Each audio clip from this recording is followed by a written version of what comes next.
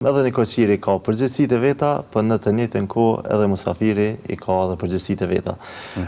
Prej asaj që do duhet ta dim nga në raport me musafirin, e para që e kisha me cek është ata që shpesh kanë thënë dietarët kur shkosh në ndonjë shtëpi, hyn sikurse të jesh i shurdhër dhe del sikurse të jesh i verbër. Mos shkosh në një shtëpi me qëllim ta shoh se si kanë hulumtimet. Kjo nuk është në etikën e musafirit që duhet të shkon. Në anën tjetër, mos ta rëndojnë koqirin.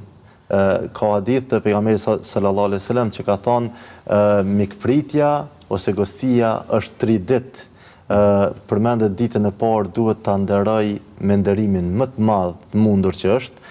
Pastaj 2 ditët e rëndëmta, 2 ditë të tjera do të jetë një gostitje apo nderim i rëndëmt, sikur që hajmë ushqimin edhe për vete, dhe pas kësaj thotë është i liruar. Mund ta lirojmë musafirin, nëse dikush insiston që ta mbajë më gjatë, është e drejtë e tij, por këtu na tregon pejgamberi sallallahu alaihi wasallam edhe një limit që musafirit mos ta vëj në koqirin në siklet, mos ta vëj në atë pozicion ku tash jemi në kohën, sikur që thamë, periudha dinamike, koha e punës, angazhimeve, dhe duhet edhe ai të ketë parasysh. Pra, edhe kjo mund të ndodhë, që musafirit ta vështirësoj familjen ku është. Po, edhe kjo. Prandaj mendoj edhe kjo është pej atyre gjërave preventive që kanë ardhur të mos vije deri tek mosmarrëveshja mes negociantit dhe musafirit.